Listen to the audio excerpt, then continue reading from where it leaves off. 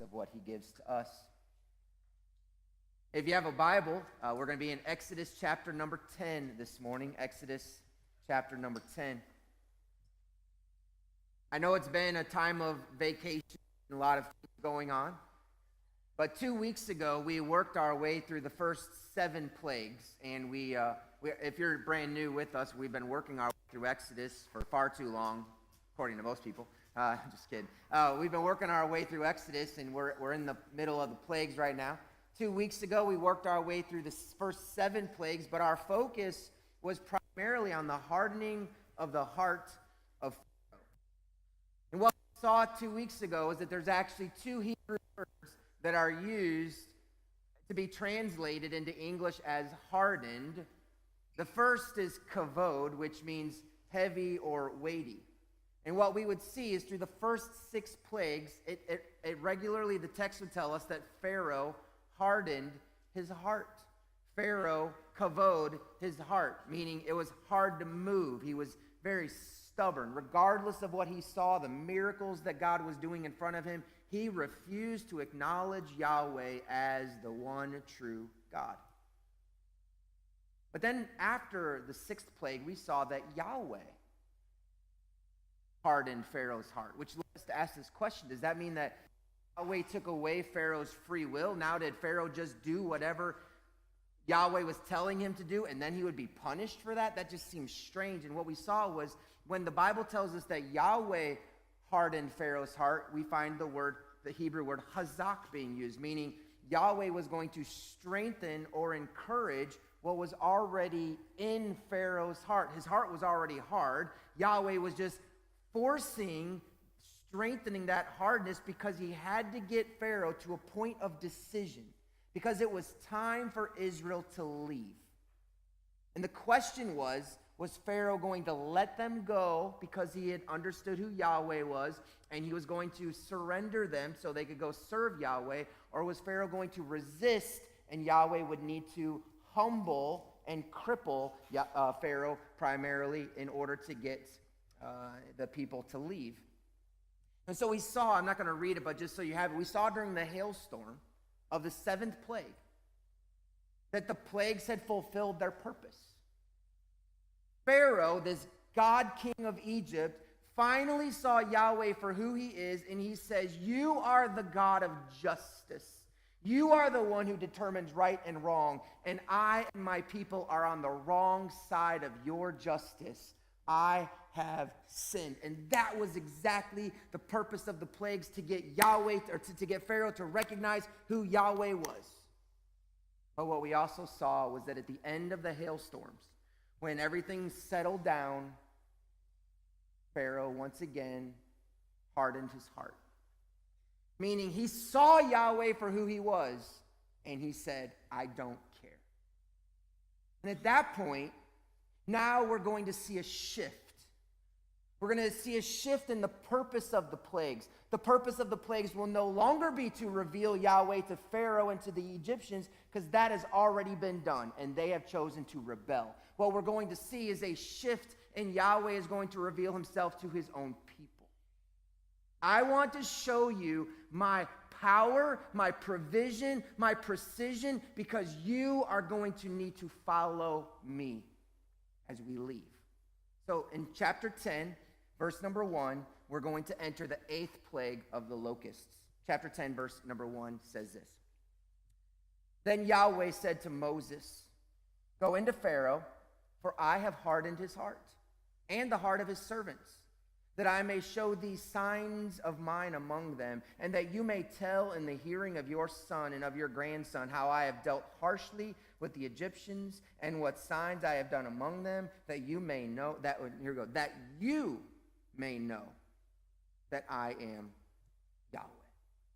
So again, 2 things have changed. One is very easy to see. The purpose has changed. Now I want you, Moses, I want you to see how great I am, so that you will be able to tell generations to come who their God is. But there's other change that we can't tell in the English. This time, when it says Yahweh hardened Pharaoh's heart, we're using the other Hebrew word.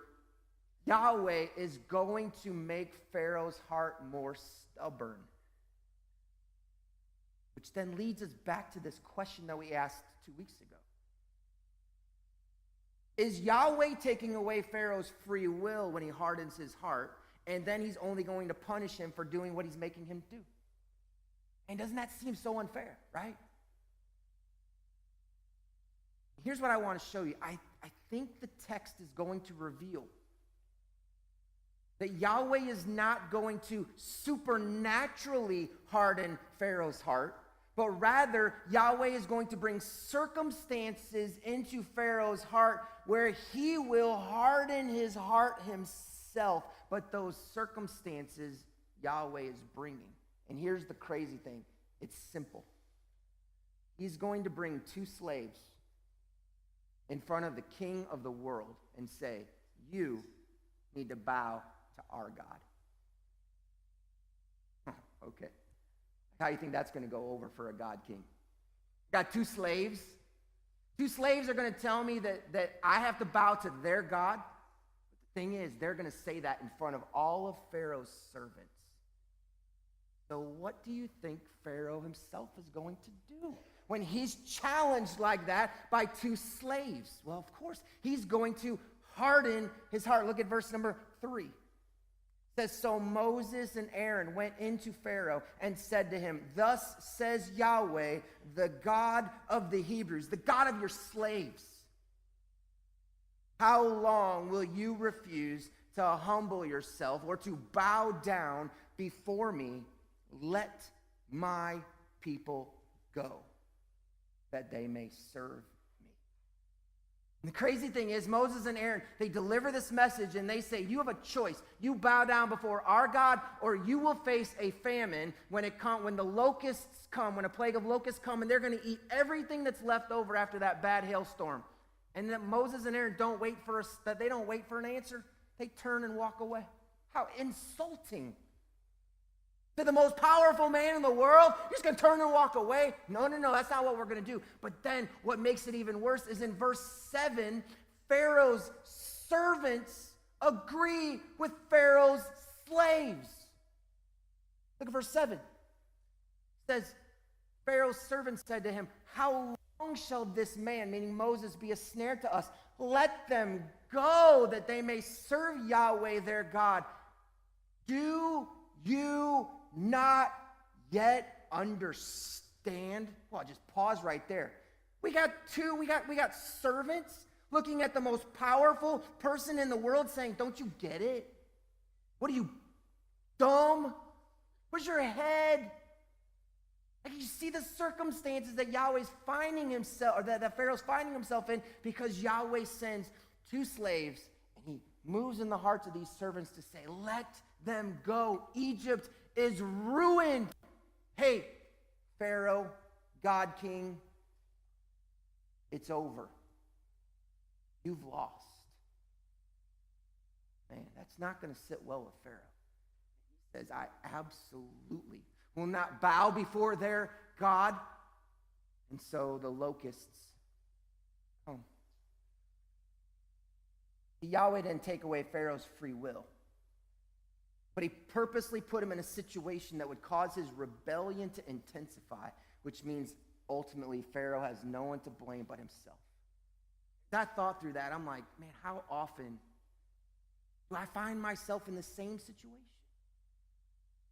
God gives me circumstances where I can humble myself and I can care for and serve others and serve him, but I fail to, and then I want to point to God as the reason for my problems. When the truth is, the reason for my problems is my own pride. We often put the blame on God for our problems rather than seeing it's our pride, and we refuse to admit our own mistakes, and we want to hold everyone else in our life accountable for our problems. I remember a young man. He was a little bit older than me. He had already been married for a few years in Bible college. He was giving a testimony. And as he was giving his testimony, he was sharing about his family, and he was saying, my wife and I have been married for a few years. We have 2 children, and God's really blessing our marriage. And he said, but if you were to look at my brother has already experienced 2 divorces in his life.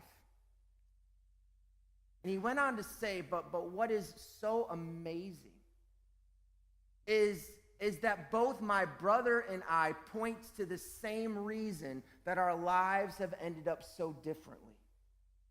He said, we grew up, and my father left my mother when we were young children.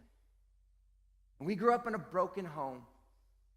And he said, I've talked to my brother, and my brother has said many times, well, you saw what happened in our house. How does anybody expect us to do anything different than what we saw? He said, but I grew up thinking, I saw that in my house. I don't want that from my children. And while one brother was using the excuse of saying, well, this is what happened to me, as his reason for his broken marriages, another brother was saying, well, this is what happened to me as the reason why he's going to be committed to his wife and children, even through the difficult circumstances in life.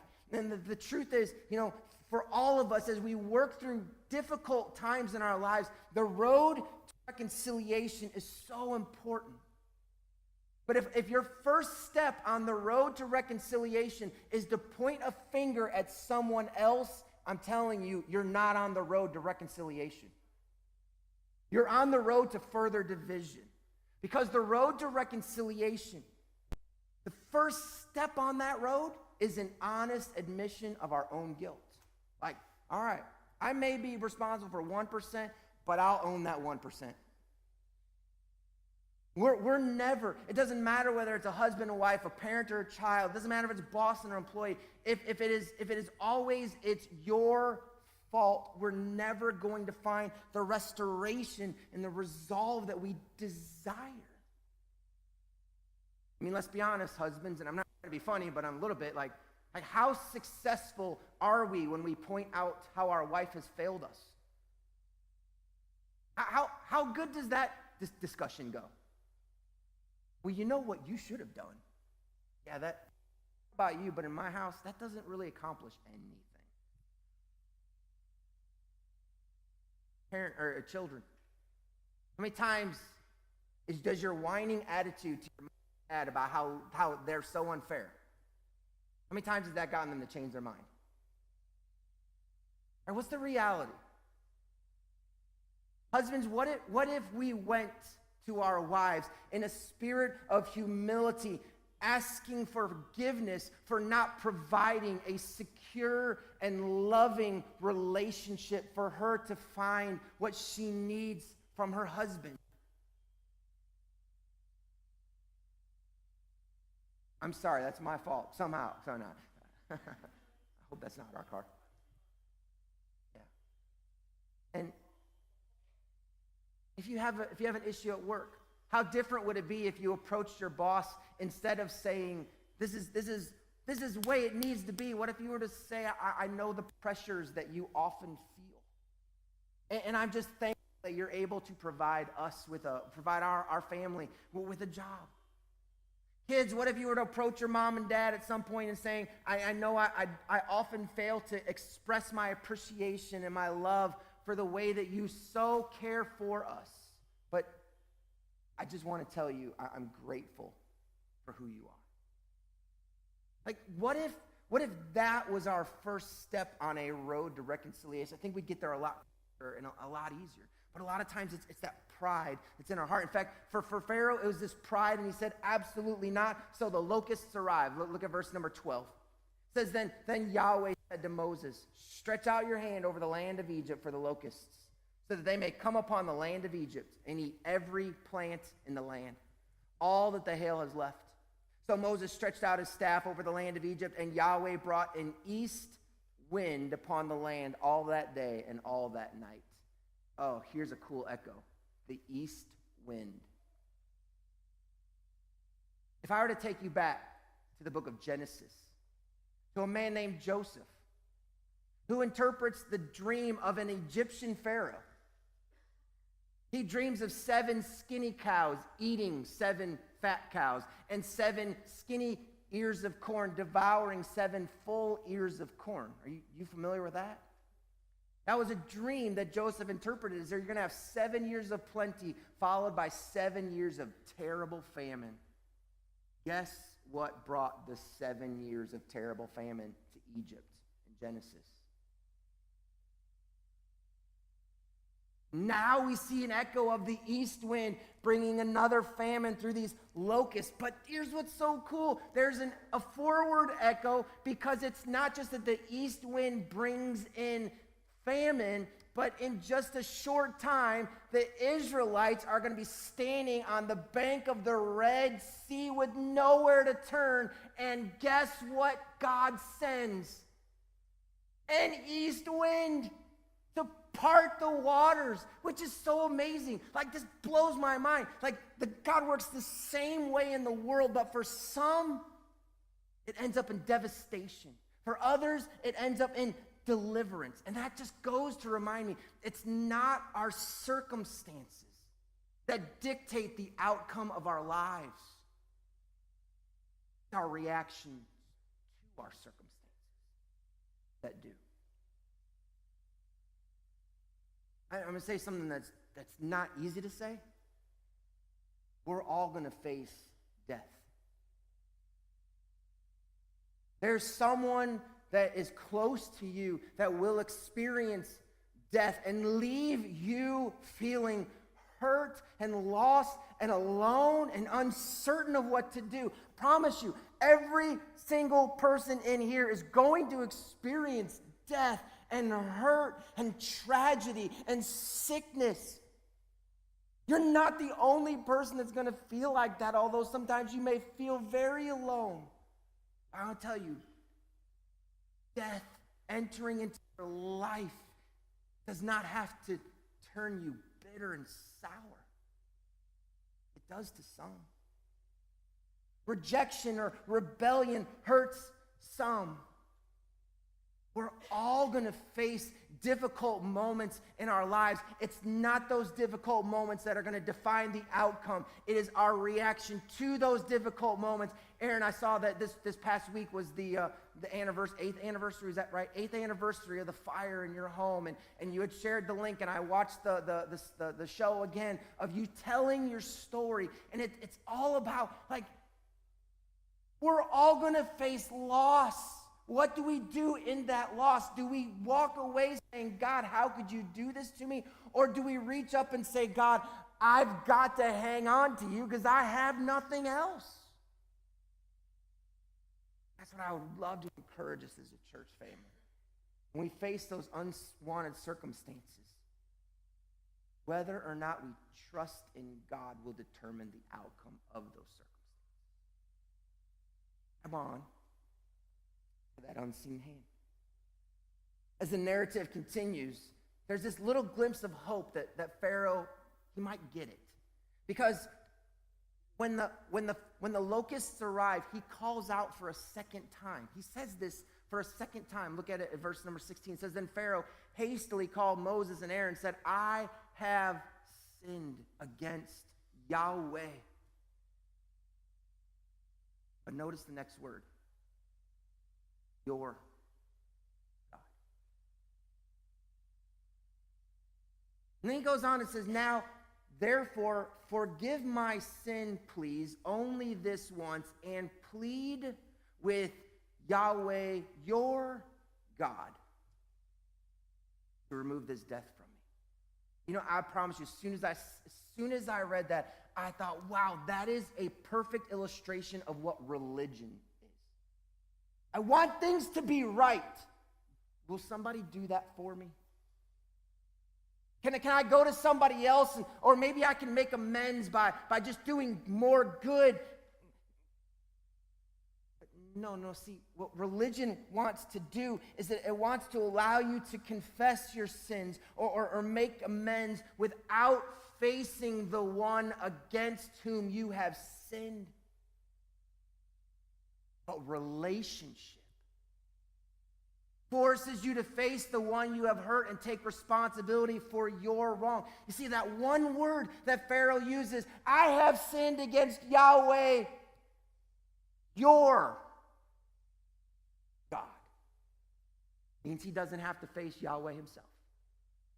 You go take it. And I would love to encourage you as a church. Have such a strong relationship with Jesus that you look at him as your God and your King and your Savior and your Lord, and make it so personal that when you sin immediately, and your first thought is not, oh, I've lied to this person, which is a sin against that person, but, oh, I've lied. Jesus, I'm so sorry I've sinned against you. And Jesus worked so hard to give us a way to the Father. Right? Purpose, I am the way. God. No man comes to the Father except through me. And what Pharaoh was saying is, you go to God. And I'm so glad we don't have to go to a priest. I'm so glad we don't live in the Old Testament days where we would have to have someone offer sacrifices on our behalf. Jesus, the once and for all sacrifice, gives us the opportunity to go right to Yahweh himself. Verse 20 tells us that Pharaoh just hardens his heart, though, as soon as the locusts are driven away. Which leads into the ninth plague of darkness. Well, when we get into this darkness, again, we find these echoes, which is the theme of Exodus, right? The backwards echo of darkness, what were the first words of creation? Let there be light. Until Yahweh called light into existence, there only was darkness. So we see the decreation story, but I want you to think forwards to Jesus. In this plague of 3 days of darkness, what comes next? Death of the firstborn. When Jesus is hanging on the cross, we experience 3 hours of darkness across the entire world, and those 3 hours of darkness are followed by death. And I don't mean firstborn as if he was created like the rest of us, but he is called the firstborn in position over all of us. It's amazing. As we see what these plagues are showing us, the narrative of the entire Bible. In fact, we've gone through some patterns now of these first 9 plagues. Plague 9 completes another pattern. In plague 7, Yahweh said, you've never seen locusts or never seen hailstones like this before, and you'll never see them like this again. In plague 8, he said, you'll never seen locusts like this before, you'll never see locusts like this again. And in plague 9, he simply says, you'll never see. And take all your sight away. Like what's in front of you, you will not be able to see. You will be blinded to what is right in front of you. And I thought, man, that is so often the way that I live my life. I get so busy, I get so wrapped up in me that I fail to see what is right in front of me. And we all do it. In fact, marriages implode because husband and wife sometimes fail to see the love of the person with whom they share a home. Young adults make a very foolish decision with their lives because they fail to see the good home and good mom and dad that have been raising them, and they look beyond to see what is so tempting over there, blinded to what's right in front of them. Families run after the accolades and the pleasures of the world. What they are missing is that they're teaching their children serving God is more of an option than a calling. Pharaoh responds to the darkness. He says, just go. Just go. Even your kids, leave the cattle.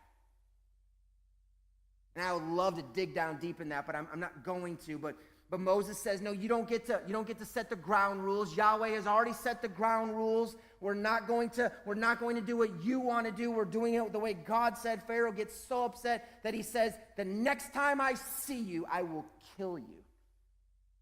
Exodus 10:27. But Yahweh hardened Pharaoh's heart. He would not let them go.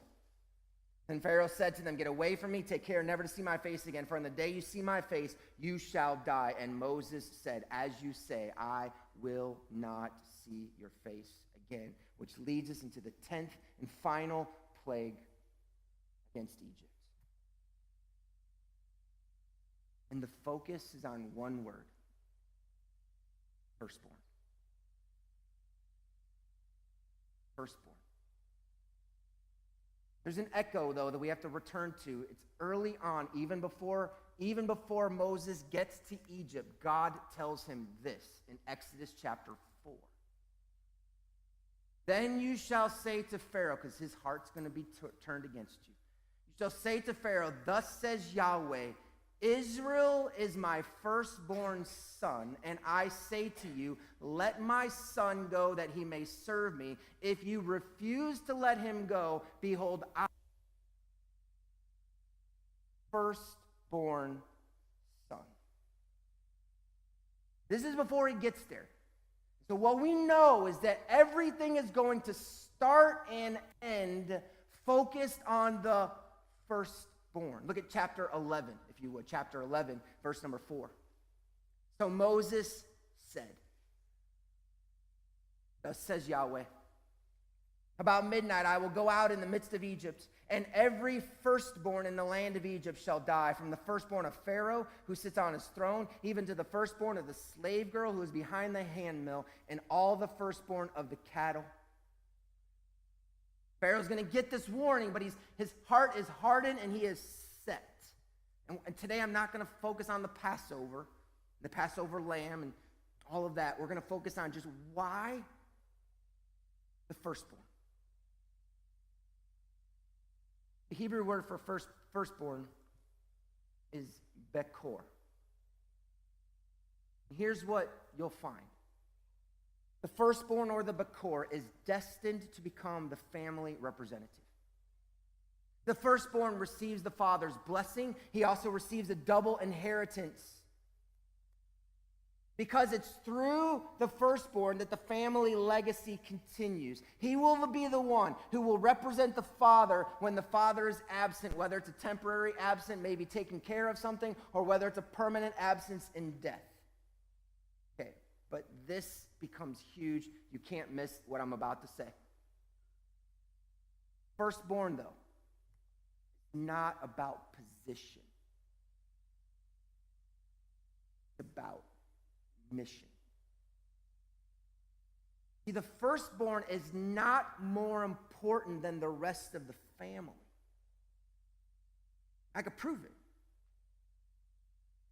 Abraham is the first one God chooses for the nation of Israel. He's not the first. It's passed on from Abraham to Isaac, and Isaac's not Abraham's firstborn. Passed on from Isaac to Jacob, and Jacob is not Isaac's firstborn. Passed on from Jacob to Joseph, and Joseph is not the firstborn. And now we're talking about the man that God has chosen to lead his people out of Israel, named Moses. Moses is not the firstborn in his family. His older brother Aaron is. Being the firstborn is not about having this position. Being the firstborn is about the mission, because it is through the bechor that the values, the morals, and the lifestyle of a family are displayed to, and this is important, to their world. Let me give you this example. A parent and a child have two different worlds in which they live. They're going to have different friends.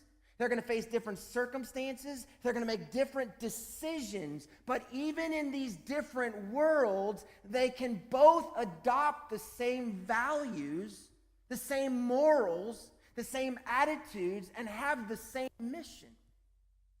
A parent may go to an office while a child may go to school. But if this family is a generous, hardworking, kind-hearted, selfless family, those values will come up in both worlds.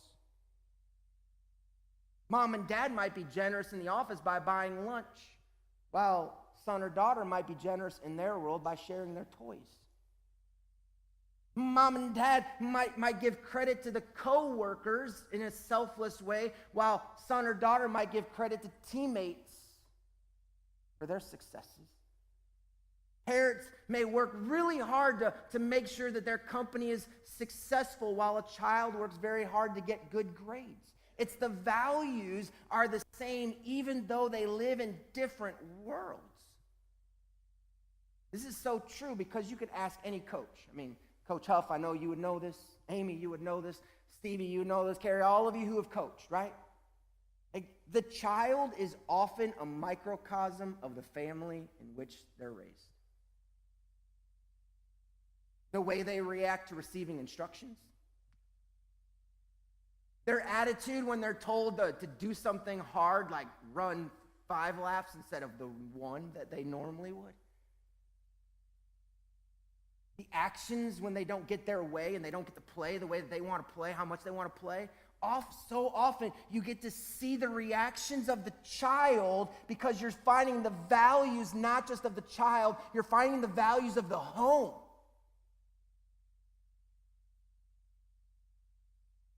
Because these children, your children, are representatives to their world of your values. Now you understand when God says, Israel is my bechor. What he's saying is, I've chosen Israel to go into their world to show the values of their father in a different world. So all of a sudden we come and realize, oh wait, so it's not just that Israel is this really special group of people that God just randomly chose. No, he chose a group of people to represent him in a world in which he is not seen. We all, as parents, want well-behaved, thoughtful, generous kids, right? But we also know that doesn't happen by accident. You can't put your kid in front of a screen all day long and expect them to know how to share. You can't let the world raise your children and then expect them to have the same values that you do. I still remember reading this book before Troy was born. I don't even know what the name of the book is. I don't remember anything about it, but I remember coming across this statement. Don't expect your children to know what you never teach them. Like I think there's this assumption by many parents that, well, my kids will just watch me and get it. No, I'm just telling you, no, they won't. There's a lot of things that they can get from you, but they need you to teach them. I remember going to camp as a youth pastor. I would sit down in my cabin every single at the beginning of every week, and I would say, let me tell you how we're going to go to bed. I didn't used to do this.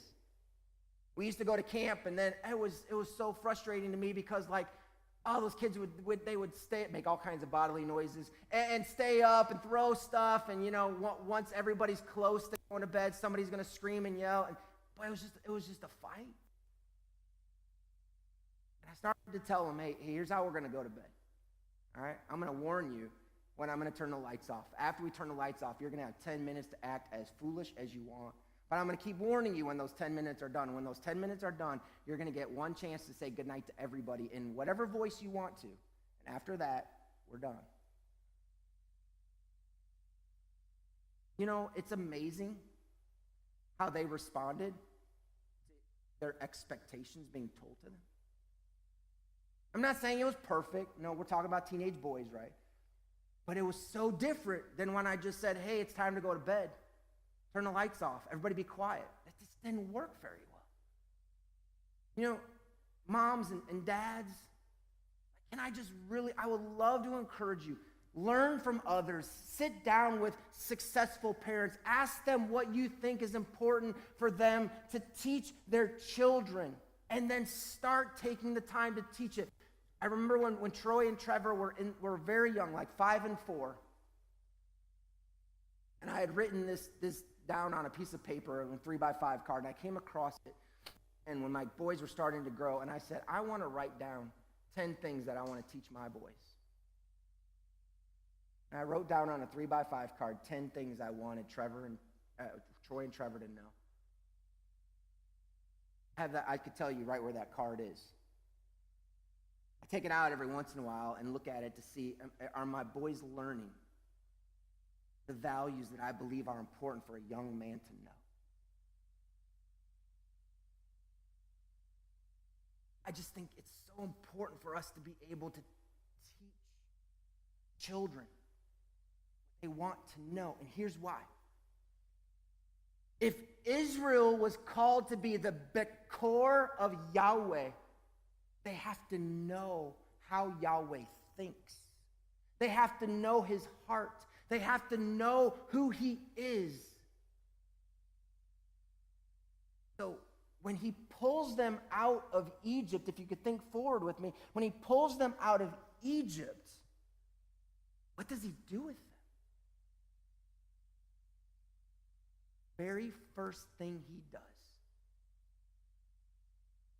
sits them down and says, I have 10 words that I want to share with you. We call them the 10 Commandments. Because he is already through the plagues, he has been revealing himself. He's been revealing himself as powerful. He's going to get them up to the Red Sea, and he's going to show them, I'm your protector. They're going to get across the Red Sea. They're going to need and water, and he's going to show I am your provider. But that still doesn't show the essence of who Yahweh is as a holy God. So he is going to tell them, these are 10 commands that I want you to follow. And beyond that, let me tell you about a priest and about a tabernacle, which fills up much of Exodus. The instructions of a tabernacle and these priestly duties. And then all of Leviticus is filled with, this is how you are to live as my bechors. Because you're going to a world, and they don't know me. So you must represent me well. Because Yahweh had a world of people he had to reach. But he needed his bechor. Which is why he said to Pharaoh, if you don't let my bechor go, I will take yours from you. Because you need your bechor to teach your people the power of the Pharaoh. And if you won't let me take my people to show the world, I won't let the world see yours.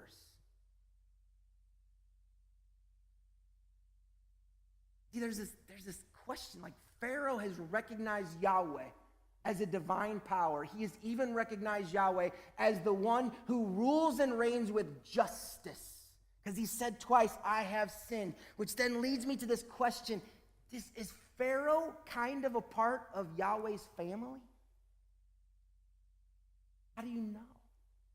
How do you know who's in whose family?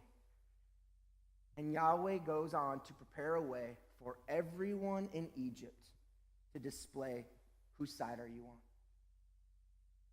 They were to take animals that were considered deities in Egypt, and they were to tie those animals up in plain sight for all of the Egyptians to see. We are tying up your gods, and in 4 days we will slaughter them, and we will paint our doorposts with the blood of your gods.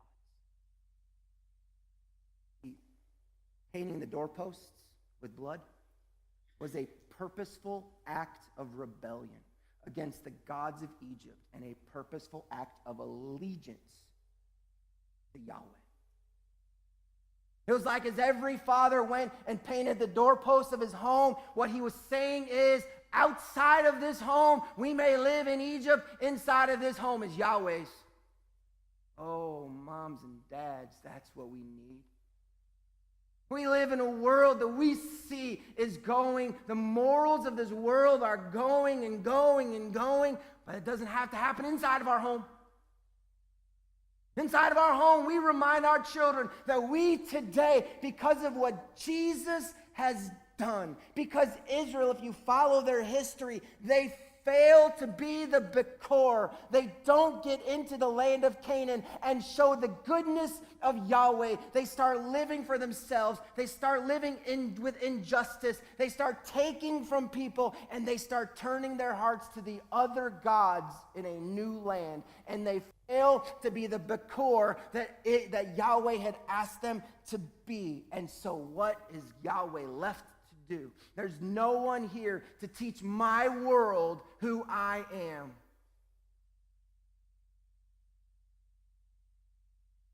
That for my son. And Jesus becomes the true bechor, who lives out a life and teaches the words of his Father to a world around him. And what happens? Kill him for it. No one wants to hear they're failing to live out the missions and values of God. But in being killed and rising again and showing who he truly is, Jesus now provides an invitation to all of the world to say, you can be a part of this kingdom. The kingdom of Yahweh, the kingdom of Jesus, because both are the I am, right? So come on, be a part of this kingdom. And how do we become a part of this kingdom? We take the blood of a perfect lamb. We paint it across our lives and we say, my allegiance. And we live it out, and we speak it out. And Yahweh doesn't leave us just to say, you'll figure it out on your own. No. We have the example of Jesus, we have the words of the Father, and we have the presence of the Spirit of God within us. And all of those together are allowing us to live out the values and the characters that we know our God has. Simple question is that how we're living? Are we reflecting the values of our Heavenly Father, or are we living out the values far below what He desires? Close with this. I don't believe it is enough to passively acknowledge our position as a child of God. Meaning, I don't feel like it's enough. I don't believe what God has called us to do is simply to say, I'm a child of God. Action. Actively strive to fulfill our mission with God. And while we do, we show others the pathway to join the family of God. Because here's what's so cool about your God. It wasn't just Israel that he invited to follow him and paint the doorposts. Anyone in the land of Egypt could do so. And I think it's verse 37 or verse 38 tells us that there were people other than the Israelites said, we've seen it. We'll follow him. We're not Jews. We're Gentiles. Because Jesus has said, come on into the family. And when he says, you're not just a part of the family, you are a co-heir with me. You are a bechor of the Father. You are a bechor of the Father. Live it out. Get to know him, his mind, his heart, his values, and live it out in a world around us that doesn't like that. Showing he's our dad. We have family values. Pray with me.